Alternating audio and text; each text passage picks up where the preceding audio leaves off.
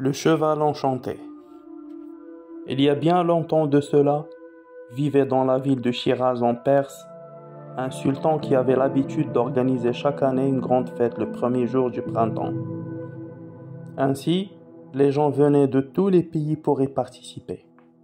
Cette année-là, à la fin de la fête, un Indien arriva au palais du sultan avec un cheval éblouissant. Il était sculpté dans l'ébène.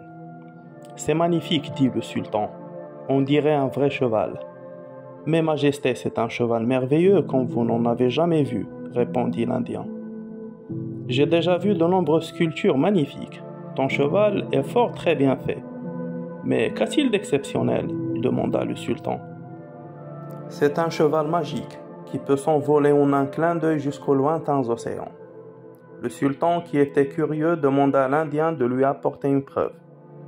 À peine le roi de Perse eut achevé de déclarer sa volonté, que le cheval s'éleva de terre et enleva le cavalier en l'air comme un éclair. Bientôt, les assistants le perdirent de vue. Quelques minutes après, l'Indien était de retour au pied même du trône. Le sultan de Perse était transporté de joie. Son fils, le prince Firouz, bondit en selle pour essayer ce cheval et s'envola. En quelques secondes, il disparut au loin. Il se vit si haut qu'il ne distinguait plus rien sur la terre. Le sultan et ses invités attendirent longtemps le retour du prince. Il faisait nuit et le prince Firouz n'était toujours pas revenu. Le sultan se tourna alors vers l'Indien et lui dit « Par ta faute, mon fils a disparu. » Furieux, il appela ses soldats et leur dit, en montrant l'Indien, « Capturez cet homme et enfermez-le dans la prison. » Puis il ajouta en regardant l'Indien, « Si dans 3 mois mon fils n'est pas revenu, tu mourras, tu seras pendu. » Pendant ce temps, le prince Firouz s'élevait toujours dans les airs, et son ascension durait depuis des heures. Il ignorait où il se trouvait. Quand le cheval enfin s'arrêta, le prince sauta vivement à bas et s'aperçut qu'il était sur la terrasse d'un palais. Il distingua même l'ouverture d'un escalier. En descendant, il se trouva devant une chambre somptueuse. Sur le lit, il vit une jeune fille d'une beauté si extraordinaire et si surprenante qu'il comprit que, désormais, sa vie était liée à l'existence de cette ravissante jeune fille. Il s'agenouilla devant son lit, et la princesse, en ouvrant ses paupières, demeura surprise, mais non épouvantée à la vue d'un jeune homme si beau et si bien fait. « Qui êtes-vous » demanda-t-elle avec grâce. « Je suis Fleur de la Lune, la fille du roi du Bengale. »« Princesse, répondit-il, vous avez à vos pieds le fils du roi de Perse. »« Prince, je serais curieuse de savoir comment vous avez pu pénétrer jusqu'ici. Mais vous me semblez épuisé. Restez ici vous reposer. » Troublé par la vision de la princesse, Firouz ne put trouver le sommeil. Le lendemain matin, la princesse mit encore plus de soin à sa toilette qu'à l'ordinaire. Elle consultait sans cesse son miroir. Une fois ensemble, ils parlèrent longtemps. Le prince Firouz lui raconta toute son aventure et ajouta « Je souhaite ardemment rentrer dans le royaume de mon père, mais mon vœu le plus cher serait que vous m'accompagniez et que vous deveniez mon épouse. » La princesse Fleur de Lune accepta et les 2 jeunes gens montèrent sur le cheval magique, sans rien dire à personne. Lorsque le roi de Perse vit revenir son fils avec cette belle fiancée, il fut au comble de la joie. Il fit préparer un grand banquet de noces. Il ordonna aussitôt que l'Indien fût délivré de sa prison et l'amena devant lui. « Rends grâce à Dieu que j'ai retrouvé mon fils. Sinon je t'aurais sacrifié sans pitié.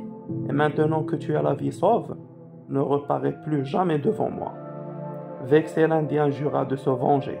Sans perdre de temps, l'Indien attira la princesse près du cheval magique et disparut avec elle dans les airs. Apprenant la nouvelle, le prince Firouz, après un premier moment de désespoir, se promit de la retrouver et aussitôt il se mit en route. Cependant, l'Indien et la princesse arrivaient dans le royaume du Cachemire. Ils mirent pied à terre dans une vaste forêt. « Attendez-moi, dit l'Indien, je vais chercher de quoi manger. » Pendant l'absence de l'Indien, la princesse de Bengale se mit à sangloter de désespoir. Ses gémissements attirèrent le roi du Cachemire qui passait à proximité avec une troupe de cavaliers. Il se jeta aux pieds du roi. Sauvez-moi, supplia-t-elle. Je viens d'être enlevée par un misérable. À ce moment précis, l'homme revint. Les cavaliers s'en saisirent et malgré ses protestations, lui ôtèrent la vie. La princesse remercia son sauveur et lui demanda de faire porter dans son palais le cheval magique. La princesse Fleur de Lune était dans une joie inexprimable de se voir en si peu de temps délivrée de l'Indien. Elle se voyait déjà auprès de son prince, mais le roi du Cachemire, émerveillé par sa beauté, se jura de la retenir dans son royaume par tous les moyens. Il fit même donner son honneur, des fêtes et des banquets somptueux, des tambours, des trompettes et d'autres instruments propres à inspirer la joie, retentissaient non seulement dans le palais, mais dans toute la ville. Quand la princesse apprit que tous ces concerts et ces fanfares qu'elle entendait n'étaient que les préparatifs de ses noces avec le roi du Cachemire, elle s'évanouit. Désespérée, la jeune fille eut recours à la ruse. Elle fit semblant de devenir folle. Lorsque le roi venait la voir, elle hurlait en tapant du pied. Stupéfait de ce brusque changement, le roi fit venir les plus célèbres médecins du royaume. Mais aucun ne parvint à guérir la princesse. Pendant ce temps-là, le prince Firouz, qui avait parcouru plusieurs pays, était arrivé dans la capitale du Cachemire. Les gens ne parlaient que d'une chose, de la folie de la malheureuse princesse. « Je ne peux pas la laisser comme ça, se dit le prince. Je vais la ramener dans mon royaume et je la guérirai par mes soins et mon amour. » Ainsi il se fit faire un habit de médecin. Avec cet habit et la longue barbe qui s'était laissée croître dans le voyage, il se présenta devant le palais. Le prince de Perse fut présenté au roi du Cachemire sous le déguisement de médecin. Et le sultan, sans perdre le temps, le fit monter dans les appartements de la princesse. En le voyant, la princesse poussa des cris déchirants. « Laissez-nous seuls, dit le prétendu médecin au serviteur. Et les deux fiancés tombèrent dans les bras l'un de l'autre. Firouz alla trouver le roi du Cachemire qui l'attendait avec impatience. Ce dernier fut dans une grande joie que le prince de Perse lui annonça « La jeune fille sera guérie. Elle est seulement victime d'un sortilège malfaisant. Faites porter le cheval de bois demain dans la cour du palais et faites-y dresser un grand bûcher. Je briserai le maléfice en brûlant le cheval. » Dès le lendemain, il fit ce que le faux médecin avait demandé. Le prince Firouz fit monter la princesse sur le cheval, alluma le bûcher et lança une poudre noire.